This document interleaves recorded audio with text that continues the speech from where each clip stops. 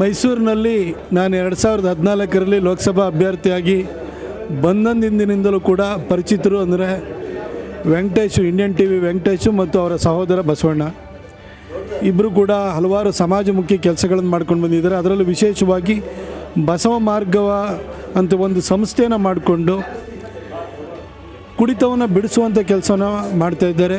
ಯಾರು ವ್ಯಸನಿಗಳಾಗಿದ್ದಾರೆ, ಅದರಿಂದ ಮನೆ ಮಠವನ್ನು ಕಳ್ಕೊಳ್ತಿದ್ದಾರೆ, ಅಂಥವ್ರನ್ನ ತಗೊಂಬಂದು ರಿಹ್ಯಾಬ್ ಕ್ಯಾಂಪ್ಗಳನ್ನು ಇವರೇ ಮಾಡಿ ಬಿಡಿಸುವಂಥ ಕೆಲಸವನ್ನು ಮಾಡ್ತಿದ್ದಾರೆ. ಇವರ ಈ ಒಂದು ಸಮಾಜಮುಖಿ ಕಾರ್ಯಕ್ಕೆ 6 ವರ್ಷಗಳು ತುಂಬ್ತಾ ಇದ್ದಾವೆ. ತಾಯಿ ಚಾಮುಂಡೇಶ್ವರಿ, ಬಸವಣ್ಣ ಮತ್ತು ವೆಂಕಟೇಶ್ವರಿಗೆ ಹೆಚ್ಚಿನ ಶಕ್ತಿಯನ್ನು, ಚೈತನ್ಯವನ್ನು ಕೊಡಲಿ. ಇದೇ ಥರ ಸಮಾಜಮುಖಿ ಕೆಲಸವನ್ನು ಅವರು ಮಾಡ್ಕೊಂಡು ಹೋಗಲಿ ಅಂತೇಳಿ ಹೇಳಿ ನಾನು ಹಾರೈಸ್ತೀನಿ, ಪ್ರಾರ್ಥಿಸ್ತೀನಿ. ಇಂಥ ಒಂದು ಅಗತ್ಯತೆ ನಮ್ಮ ಕಣ್ಣೆದುರುಗಡೆ ಕಾಣಿಸ್ತಾ ಇದೆ. ಅದರಲ್ಲೂ ಗ್ರಾಮಾಂತರ ಭಾಗಗಳಲ್ಲಿ ಯಾಕಂದರೆ ಕೆಲಸ ಕಾರ್ಯ ದಿನಗೂಲಿ ಮಾಡ್ಕೊಂಡು ಬರ್ತಾರೆ.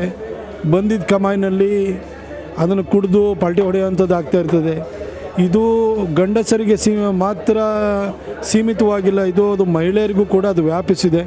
ಯಾವುದೋ ಸೋಷಿಯಲಾಗಿ ಡ್ರಿಂಕ್ ಮಾಡೋದಕ್ಕೂ ಪ್ರತಿನಿತ್ಯನೂ ಕೂಡ ಅದನ್ನೇ ಅಭ್ಯಾಸ ಮಾಡ್ಕೊಳ್ಳೋದಕ್ಕೂ ಭಾಳ ವ್ಯತ್ಯಾಸವಿದೆ. ಈ ಥರ ವ್ಯಸನಿಗಳಾಗಿರುವಂಥ ಮಹಿಳೆಯರಲ್ಲಿ ಇರುವಂಥ ಕುಡಿತವನ್ನು ಬಿಡಿಸುವಂಥ ಕೆಲಸನೂ ಕೂಡ ಅವರು ಪ್ರಾರಂಭ ಮಾಡಿದ್ದಾರೆ. ಒಳ್ಳೆಯ ಕೆಲಸ ಇದು.